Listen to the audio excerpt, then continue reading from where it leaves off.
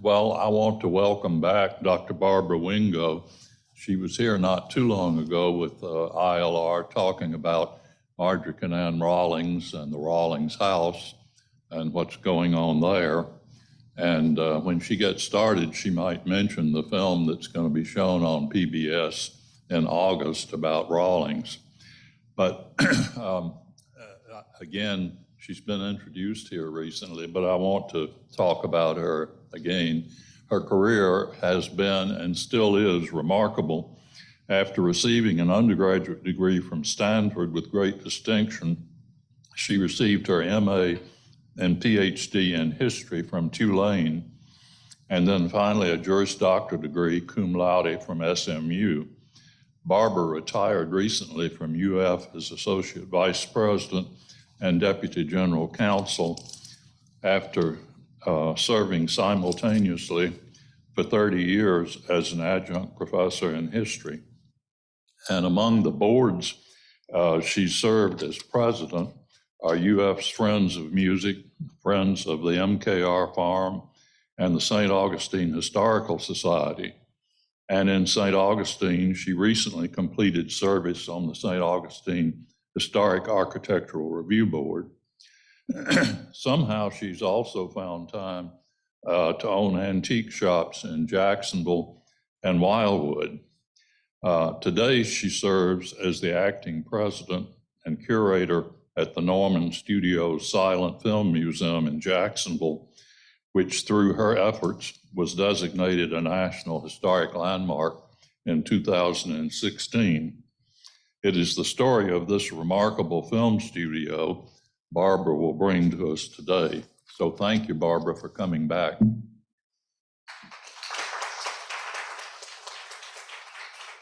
And thank you, Roy, so much for that very kind introduction. So let's get started. I'm trying to get used to glasses, so if I have a little problem, you'll understand. So we're going to be talking about Norman Studios. All right, looks good.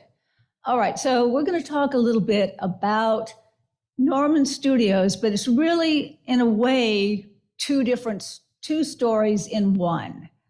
One is the story of Jacksonville as the winter film capital of the world, and the other story is of Richard Norman, a Jacksonville native who made so-called race films in the silent era.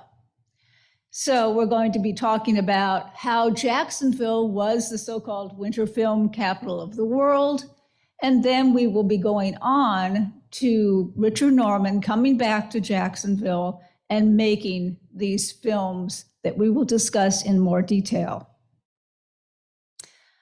Jacksonville was considered the winter film capital of the year for an approximate 10-year period from 1907 through 1917, 1918. Now, why? Well, as many of you probably know, it gets rather cold in New York and New Jersey, which is where the motion picture industry began in this country. Too cold for the film, which would fog over, and even too cold, as one of the photoplay magazines put it, even too cold for the villains who were being chased into the Hudson River in the middle of winter. So for those reasons, and for the reason that most early filmmaking had to be done outside because the lighting had not really developed very well, there needed to be a place where you could film in the summer. Well, Jacksonville was well situated. It was on the railroad line from New York City. It had a number of vistas that would be useful in filming. So starting with the Kalem Company in 1908, we have various film companies coming primarily from New Jersey and New York to film during the winter months. There's a lot of interesting material about these early months, early times of filming that is worth going into. I can only briefly relate it, but it was a very much a nascent industry. So it's not the Hollywood you think of. These are people who come down, they stay at this hotel, the Roseland Hotel, which is on the picture on your screen. These are some of the troupe from Calum, which was one of the early movie companies to come to Jacksonville. Other film companies, however, followed them. There's a number of these film companies, some which you may have even heard of, like Edison, Selig, Vitagraph, Lubin, Thanhäuser. Now, you'll notice we have some pictures from that era. Probably the most famous person to come out of that era is a gentleman by the name of Babe Hardy, or Oliver Hardy, who is in the picture in the corner. I can give you the names of the other people, but you wouldn't know who they were anyway. So this is showing Jacksonville as the film capital. 300 films were filmed in Jacksonville. During this period, more films were made in Jacksonville and St. Augustine than were made in Hollywood. Now, enter a group in Chicago who decided, let us take advantage of what we have here in the Jacksonville area and build a complete film processing and making center. So the Eagle Film Manufacturing Company was formed in 1915 in Chicago for the express purpose of coming to the Arlington area, which at that time was a suburb of Jacksonville, to build a film studio. The construction consisted of a number of buildings and was supposedly would have the capacity for 6 working companies. Well, the idea was that their business plan, to use a more modern phrase, was that instead of having to send your film to be processed to New York, which the only other company that had on-site film processing was Thanhäuser in Jacksonville, the companies that were there making films could use the facilities of the Eagle Film Manufacturing Company. They could also use the facilities to actually film comedies and other films on the site. So what they did was they bought a plot of land in Arlington, which had a cigar factory building. I don't believe it ever was actually a cigar factory. It was a building that had been built probably in 1914 for a cigar factory that went bankrupt. They took that building, they turned it into their production building. Then they built 5 other buildings: the generator building, the wardrobe cottage, the set building, a water feature, and also a properties garage. And these are actually pictures of what it looked like then in 1916. Now, Eagle was very short-lived, but it did make various films, 5 of which are still extant.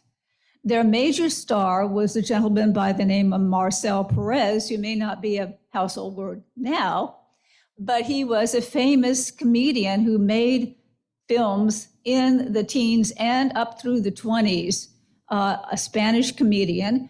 And one of his films was called A Busy Night, in which he played 16 characters. This film is still extant, and it actually shows the Eagle Film Manufacturing Company property. So it's of great interest for those who want to see what did it look like in 1916. Here we see Marcel with his compatriots on what was called Pablo Beach, which is now called Jacksonville Beach, in Jacksonville. Very interesting, I think, also because the automobile licenses say Jacksonville. Although much was promised, unfortunately, Eagle was very short-lived, probably only lasted for a year, maybe a year and a half. As I said, 5 films. We still have 5 films from the studios. We still have other film fragments, still pictures, this canister, which I like this canister because I actually found it on the property.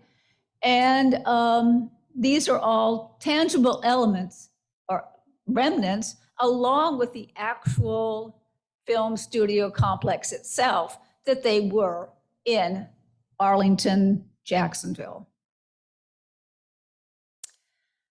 All right, so we have Eagle Films that has a short life.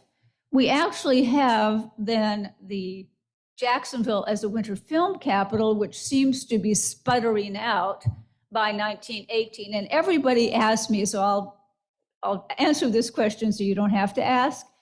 And that question is, why did Jacksonville lose out to Southern California, to Los Angeles? Probably a number of reasons.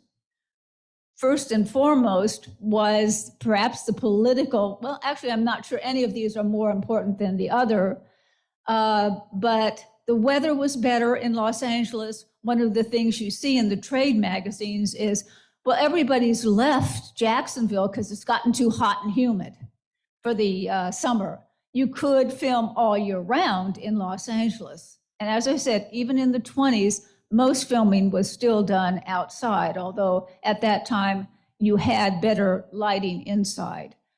Also, the atmosphere in Jacksonville politically became much more anti-movies, perhaps also a result of a near riot which destroyed a prominent saloon in Jacksonville. And we could add other reasons such as the flu epidemic, World War I, and so forth. But nevertheless, we have a kind of coda to that era of Eagle and the era of Jacksonville as the film capital. And that is maybe the most important part of my story, and that is Richard E. Norman. Now, Richard Norman was born in Middleburg, Florida, but he grew up in Jacksonville, so essentially a Jacksonville native. In about 1912, he had moved to the Midwest with his mother after his mother and his father had been legally separated, and he became interested in working in the movie industry. About 1915, he started making movies as an itinerant movie maker. And then we'll find that in 1919, he returns to Jacksonville and begins his career as a maker of feature-length race films. His first motion pictures were called Townies, Locals. These were motion pictures where he, and most of the time also his brother Bruce, would go to a town with a set script, and they would make a deal with one of the local theaters, or perhaps the only local theater, to show the film that was made and also share the proceeds from that film. They would have all the prominent people in the town in the film. And his most prominent film was called The Wrecker. This was a great townie film because it could put everybody in the town that was prominent in the film, because it had a railroad board meeting. So you had all the prominent gentlemen of the town at the railroad board meeting. You had a wedding, so everybody else that wasn't in that scene could be in the other scene. But you also had a love triangle, which actually was a feature of all of Norman's films, a race for the US mail contract, and a huge train wreck, which was spliced into the film, standard footage that was spliced into the film. So very exciting. This was quite a popular device. He made them in the Midwest primarily, although he actually made two in Florida, one of which was actually in Gainesville.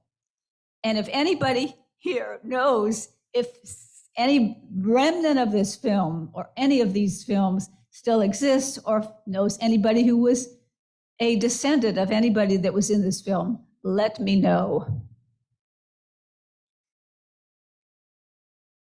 Now, he decides to change directions. He wants to not perhaps be away from home so much because you have to travel to these various locations. He wants to start making actual feature-length films. And what do I mean by feature-length films in the parlance of the day? Now, most of those films that I talked about that were made in Jacksonville and St. Augustine were not feature-length films. They were beginning to be developed. And the earlier films tended to be one-reelers or two-reelers, meaning 10 to 15 minutes, 20 minutes. The Wrecker, the one that I've already talked about, was actually a two-reeler.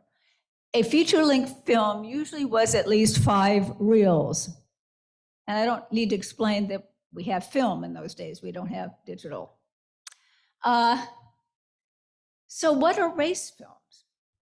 Well, along with the burgeoning interest in films that extended throughout the population in the United States and in the world, of course, African Americans were just as interested in this new medium and interested in seeing themselves in this new medium in ways that were not stereotypical or degrading, as 99% of the other films showing them, if they even showed them at all, and half the time they showed them in blackface. So this was a market. The first person to actually enter that market was William D. Foster, and this is interesting. He was actually going to start a filmmaking concern during the period that I've talked about in 1914 in Jacksonville. He didn't, but he is probably the first race films, as they were called at the time, that is, films that were made for the African American market, primarily for African American theaters. He was the first to do that. I show 2 other, perhaps more famous people, Noble Johnson and his brother George Johnson, who had the Lincoln Film Company, and the most famous of the race filmmakers, the one who actually existed beyond the silent film era, that's Oscar Micheaux, who, by the way, corresponded with Richard Norman when Norman got into this area. He actually got into the area before Oscar Micheaux. Another major impetus toward these uplift films, which showed Blacks in middle-class situations of respectability, not as stupid people or mammies, but was A Birth of a Nation in 1915, which is a virulently racist film, as I'm sure you know. So this, to me, is exactly, or summarizes why Norman felt these films were important. He did this as a business venture. There's no question about that. But part of his motivation was also he wanted to improve race relations, and he wanted to give Black actors a platform where they could actually excel. And he does end up doing that in his films in the 1920s. Obviously, this is very exceptional for a white man from the South to be doing. Returning to Jacksonville perhaps was not as unusual, because not only did Jacksonville have the history of being a film capital, it had a very vibrant and important Black community. The most famous people in that community, of course, being James Weldon Johnson and Rosamond Johnson. But back to his concept of these race films. I'm going to read this because I think it's that important. The lawyer, doctor, banker, and finished actor and actress portray this story, which in a subtle way suggests the advancement of the colored race along educational and financial lines. There is not a white man in the cast, or is there depicted in the entire picture anything of the usual mimicry of the Negro. This photoplay has been endorsed by the most prominent colored people of America. And please, the language that he's using is the polite and accepted language of that time. So he is showing people in these important positions. He is using professional actors who are African American, and he is promoting the uplift that was so prominently in particularly Booker T. Washington's writings, and all of, by the way, all of the people that I mentioned that were involved with the race films were all profoundly influenced by that uplift theme. Green-Eyed Monster was a reworking of The Wrecker. So it basically had the same plot, but it was made into a full-length movie. It did also have a subplot, which was a kind of comedic subplot. Didn't really go with the seriousness of the actual movie, so that comedic subplot was made into a short feature called The Love Bug. But this film was incredibly popular. It was shown into the 1930s even. So he was very successful. He used local actors in Jacksonville, actually amateur actors in Jacksonville, primarily in that first film. His second film was The Bulldogger. This starred the rodeo champion, Bill Pickett, as well as other African-American cowboys, and was filmed primarily at the 101 Ranch near Boley, Oklahoma. Also, when he was at Boley and featuring Bill Pickett, The Crimson Skull was filmed. This is interesting because both these films, although much more prominently in the second, featured Anita Bush and Lauren Chenault. They were prominent members of the Lafayette Players in New York. So he was using, again, professional actors and actresses at this point, in addition to the local people who were seen in the film, much as the other race filmmakers did, and much as he did with his townies. He wanted to make a serial. This would have been the only African-American serial. Serials were very important at this time, very popular. Unfortunately, he could never get the backing for this, and he needed backing for this serial. Norman was a very independent person. He did all of these on his own dime, and this was the only time he actually went out and tried to get some other support. It fell through, but his next film took many of the cues from that Zircon idea. So his next film was filmed in Jacksonville and was about a treasure hunt, the stranding of the crew and heroine on a desert island, and of course, the ultimate good winning out over evil. A little bit more sexual interest in this one. If you'll notice that one picture, that is a naked person there in the water. Now, some of the people that I should mention, or two of the people that I should mention, are locals from Jacksonville. Dr. R.L. Brown is the father, so he's the dying father in that one picture.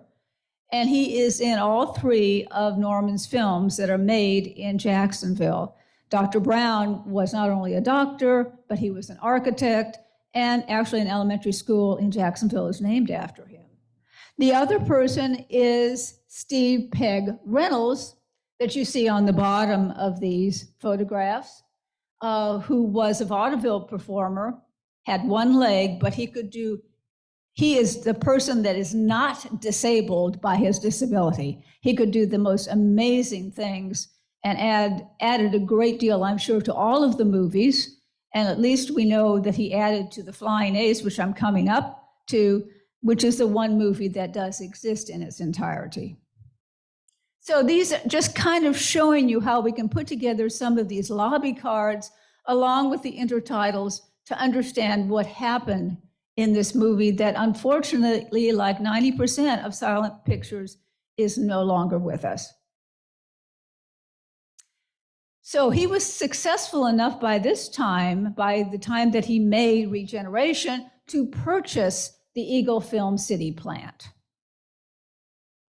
And this shows you that plant at that time. There is the set building, the production building, the wardrobe cottage, the pool feature with the generator building, two actual pictures of the pool feature, which they call it a pool feature because mainly it was used not for people going to swim, but for actual filming of water events in motion pictures. Now, his next motion picture reflected the great interest of the time in aviation. And also, Norman had done a training movie for the Curtiss Airplane Company, so he understood quite a lot about airplanes because of that. And other things actually entered into this decision. The plot revolves around the World War I flying ace of the title, who was played by Lawrence Kreiner, another Lafayette Players actor, returning from World War I to his position as a detective for the railroad company. And with him is Peg, who was played by Steve Reynolds, who I just discussed in relation to Regeneration. In fact, he was in all of Norman's pictures. Well, this is aspirational because, in fact, the United States did not allow Black aviators, period. So, obviously an aspirational showing middle-class Blacks in these jobs, but also the whole spectrum. So the good guys, the bad guys, remember everyone is African-American in the cast. There were African-American flyers that perhaps could have inspired this story. Probably the most famous of those is Eugene Bullard, because he actually was a flying ace just in the French army. Another one is Hubert Fauntleroy-Julian, who has a great name, by the way, who trained in Canada and was a major person on the exhibition flying circuit.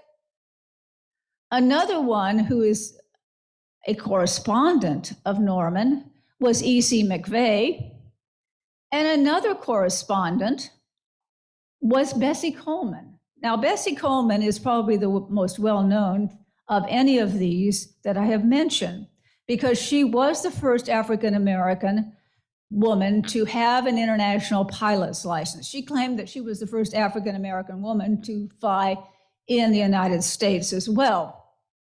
Now, she had seen the Bulldogger. So she had seen how respectfully that Norman had taken the story of Bill Pickett and had put that together. And so why not a story about me? I have an interesting story. So she wrote to him asking, would he be interested in making a picture about me?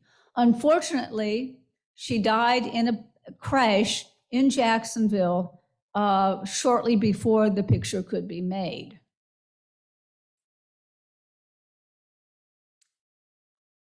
Nevertheless, Norman went through with his idea of this aviation picture. You see in this picture, again, much like the Marcel Perez movies that I mentioned, you will see the complex, the 5-building complex. Another interesting aspect of this motion picture was he couldn't actually get a stunt flyer. E.C. McVeigh had bowed out, Bessie Coleman had died. So what he did was he built from scratch on his own, essentially, a plane that couldn't fly, couldn't get off the ground, but he made it do things in the film itself to look like it was 2 planes and to simulate some exciting air adventures. These two photographs are very unique. Recently, The Academy Museum in Los Angeles, which has just been opened about a year, had as its second exhibition or traveling exhibition, something called Regeneration, Black Films 1898 to 1971. You'll recall I talked about Richard Norman's film, Regeneration. Their exhibition was actually named after Richard Norman's film.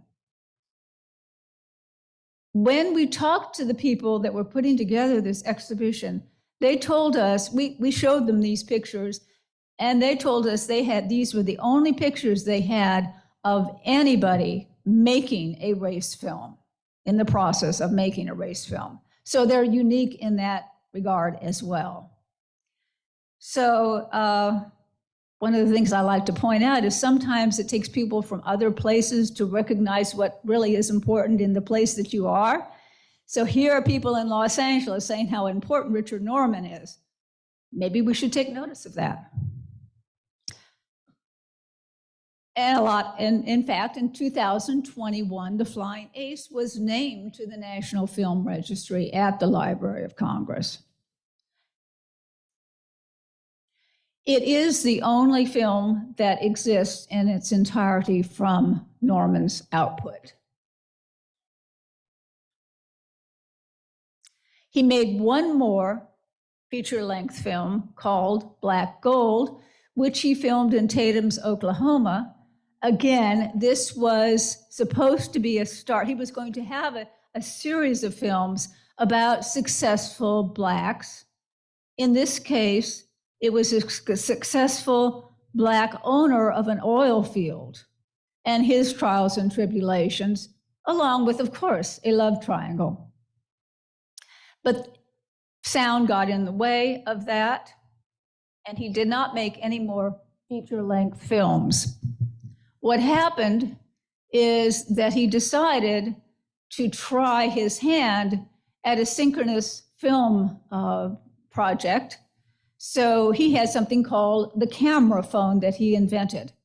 No, it is not an iPhone, I have to tell younger audiences, but the camera phone was very similar to the Vitaphone, which, if you'll remember the jazz singer coming out in 1927, was a disc that played along with the film.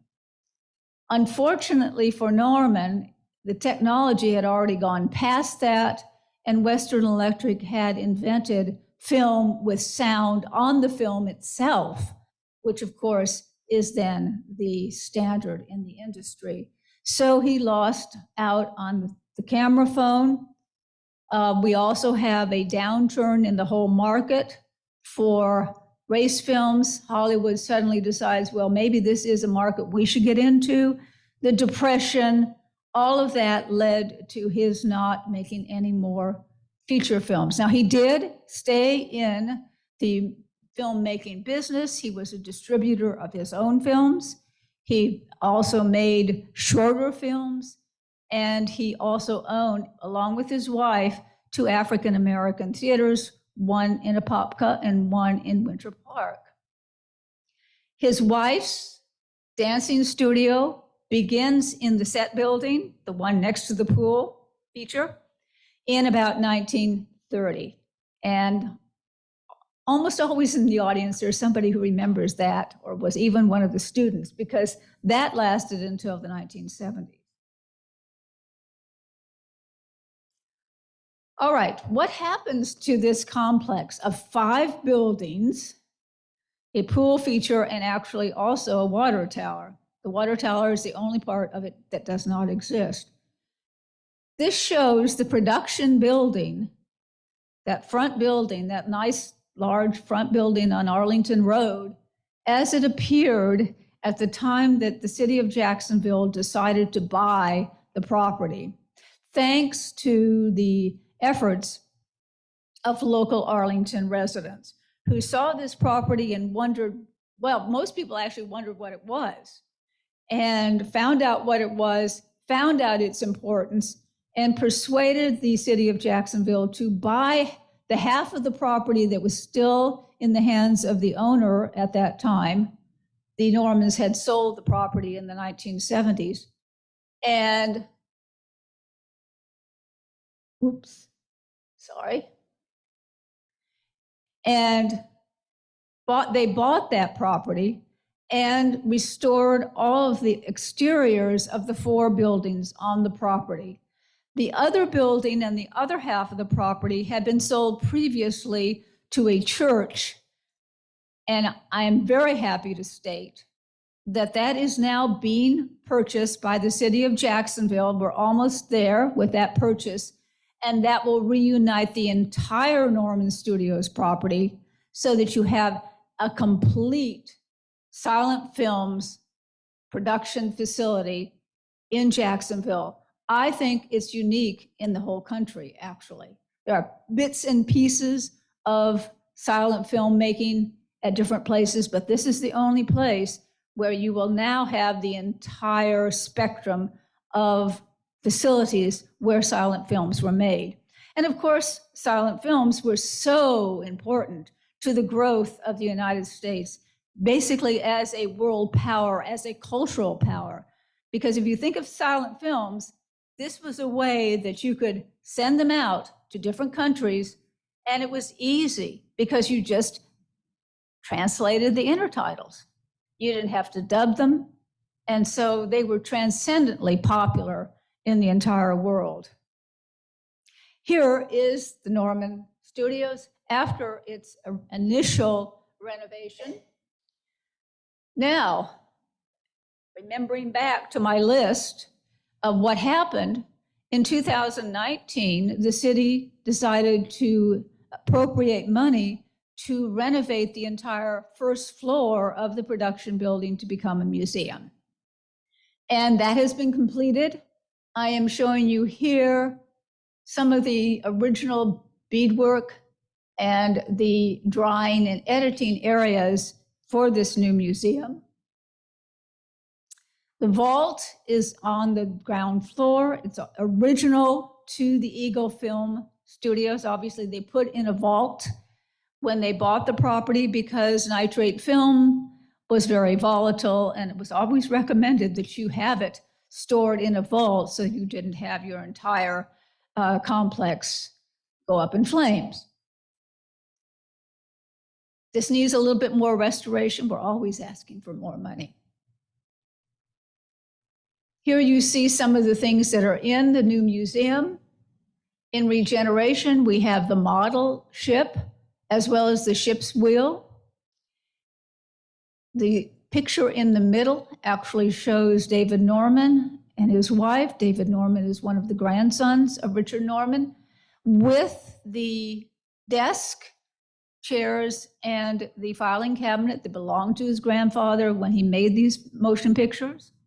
And then you see in the last photograph what is left of the fuselage of the plane that Richard Norman made, as well as some mail slots, as well as one of the wonderful, and we do have a lot of these wonderful posters from the movies.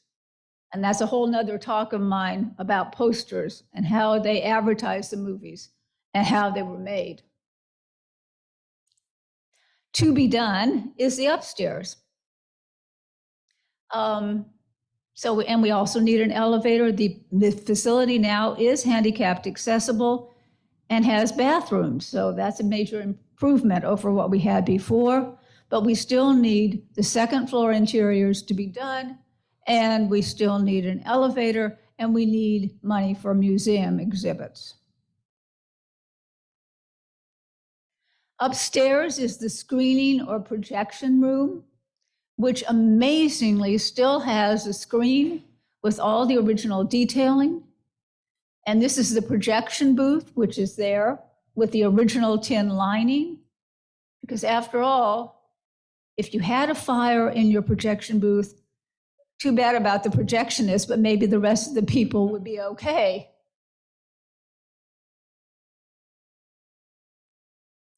So I'll show you the other buildings on the property as they exist now. The wardrobe cottage. This is the exterior and interior of the wardrobe cottage. This is the generator building, which is directly behind the production building, with the original generator, which we hope to have restored. There are many people who are interested in restoring this generator. That supplied electricity to the complex. Then we have the original properties garage, which Norman basically used as a garage and storage area, but it also has another generator that supplied the water to the water feature from the water tower. And that's all original, is in that building. As I said, we're almost at the end of the process of purchasing, or the city is almost at the end of the process of purchasing the Circle of Faith Ministries Church building, which is the set building, which was actually where they would have filmed. For example, in the back of this building where you see the stairs now, that's where those photographs of the airplane and so forth from the Flying Ace were actually taken. This is the area that they would have used to film their motion pictures. So let me tell you a little bit about our group.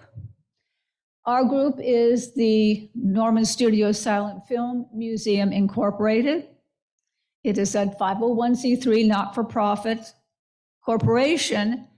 We have a contract with the city of Jacksonville to run the property as a museum, and also to do other things such as make people know about what happened here.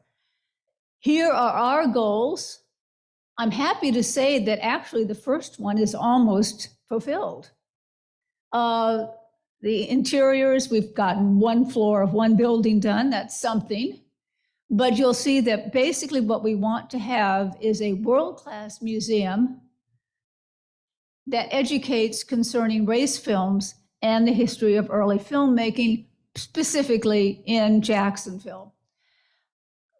You'll notice that number 4 says, create online and physical archives. I urge you to go to our website because we actually have an online museum that has various portions that talk about silent films and about race films.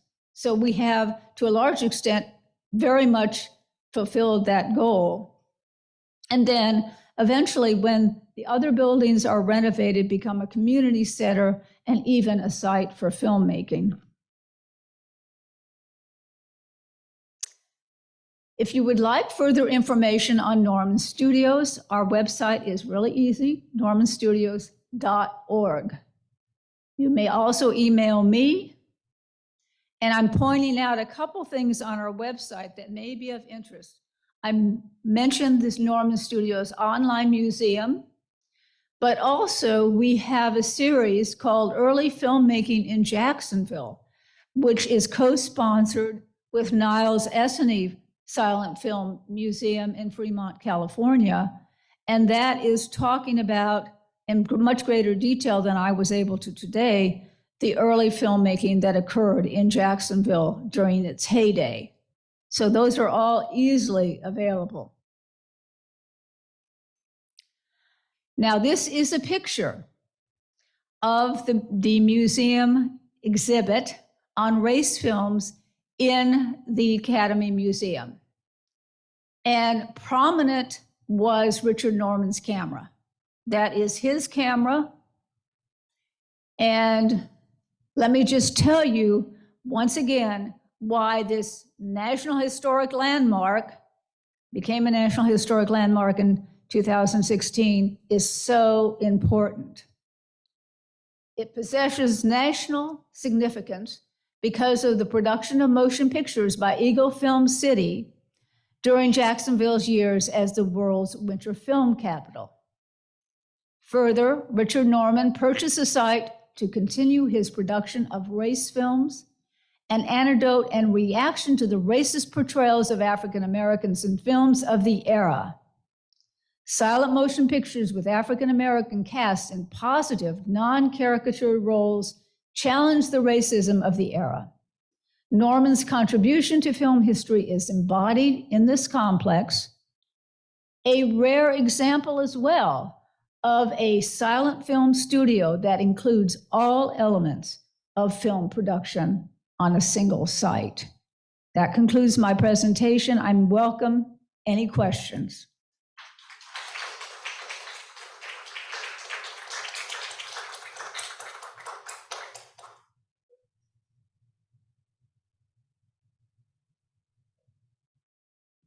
Thank you, Barb.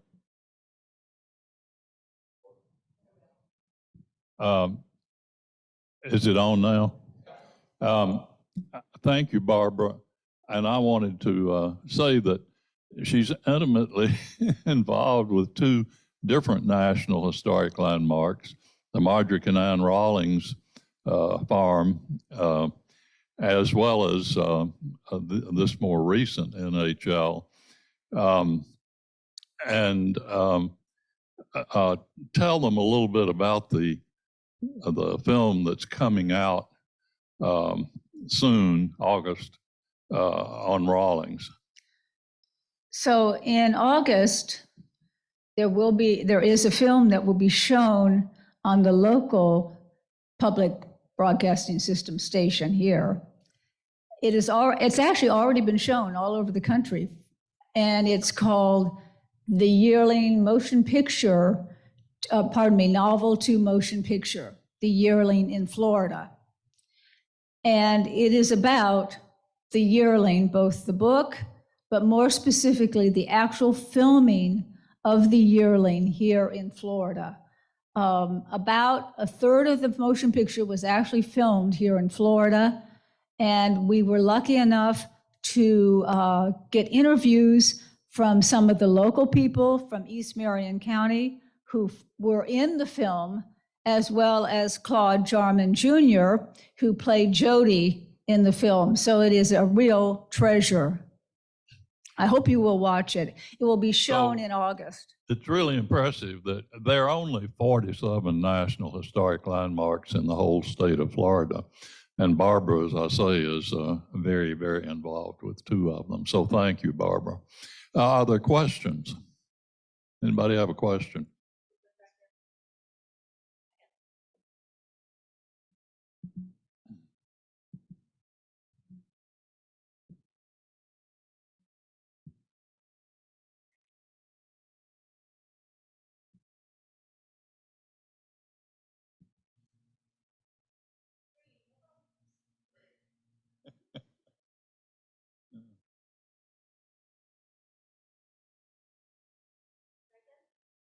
We've seen testing. There you go. Oh, there you go. Okay. We've seen the stuff over UF on early films and that type of thing. But how involved is the Black community in this effort? And have you received or even tried to receive funds from Black Lives Matter and some of the other operations that are collecting funds to capture some of this history? Well, the answer is yes and yes. Yes, we are. We have attempted to receive funds from many different sources. And we have on our board, obviously, members of the local Black community as well. It is still, the area of Arlington that it is located in is largely Black. So that's one reason why the community center idea is so important for us.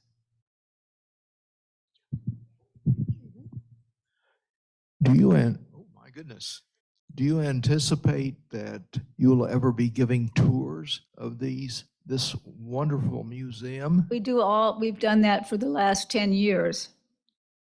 So even before the museum was built as a museum, you could take a tour of the buildings.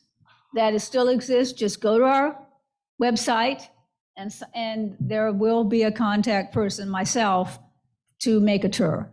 And we do those periodic. At some point, we are hoping to have at least one day a week, or one day a month, pardon me, that will be actually open. But we are entirely volunteer. We have no funding for any employees. So it is a matter of just personnel. But no, we are absolutely open for tours. And I would add that presently, there's a wonderful exhibit about the studio at the Cummer Museum in Jacksonville. There's a room devoted to this. I recently took some of my family over to see that exhibit. So if you're in Jacksonville, and the Cummer is a wonderful museum, so don't miss that particular exhibit. The Cummer has all of the 6 3-sheet posters from the museum, from Norman's films. And one of the things that I didn't touch upon so much here was the promotion that you had to go through for your films, and the wonderful posters that you see, especially in the late teens and the early 20s, the lithograph posters.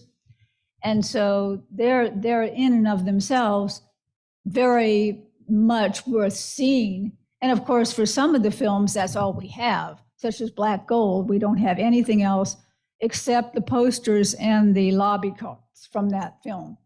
But you will see those also in our museum. And at some point, all the particular, the same ones that you might see at the Cummer will be in our museum. Some of the same ones they are there, and there will be more.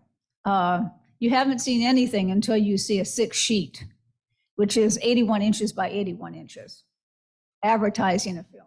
Any other questions? Well, during lunch, Barbara has committed to coming and talking about a totally different area of her expertise, the Federalist Papers and that early part of American history, which is her specialty. Roy, someone's asking here online, how do you spell Comer? Cummer. There are 2 M's. Didn't I give 2? Yeah. It was just a little unclear. Okay. So thank you again, Barbara, and we look forward to your return. Thank you. And please sign up for tours. I would welcome a tour from this group, from Oak Hammock. We have had many tours from groups of such as this, so.